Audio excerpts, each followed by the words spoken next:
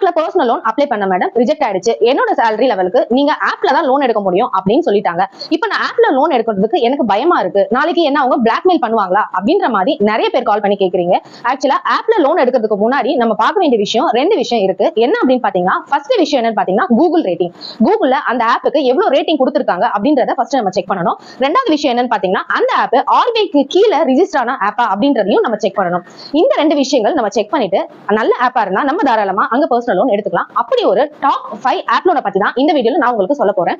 First of என்ன அப்படின்னு பாத்தீங்கன்னா மணிவியூ, ரெண்டாவது ஆப் என்ன அப்படின்னு பாத்தீங்கன்னா கிரெடிட் பி, மூணாவது ஆப் என்ன அப்படின்னு பாத்தீங்கன்னா கிஷான், நாலாவது ஆப் என்ன அப்படின்னு பாத்தீங்கன்னா ஸ்மார்ட் காயின், அஞ்சாவது ஆப் என்ன அப்படின்னு கேட்டீங்கன்னா ஃபெப். இந்த ஆப்ல நீங்க தாராளமா லோன் எடுத்துக்கலாம். ஏன்னா கூகுள் ரேட்டிங்கும் உங்களுக்கு பெஸ்டா இருக்கு. இவங்க எல்லாருமே பாத்தீங்கன்னா உங்களுக்கு ஆர்பிஐ ரிஜிஸ்டர் ஆன ஆப் தான். இந்த ஆப்ல உங்களுக்கு லோன் தேவைப்படுதா, உங்களோட சேலரி 12,000 ரூபாய் அண்ட் அபோவ் கிரெடிட் ஆனாலே நீங்க இந்த ஆப் எல்லாத்துலயுமே லோன் அப்ளை பண்ணிக்கலாம். ஆப்போட லிங்க் வந்து டிஸ்கிரிப்ஷன்ல இருக்கு, ஃபர்ஸ்ட் கமெண்ட்லயும் இருக்கு. உங்களுக்கு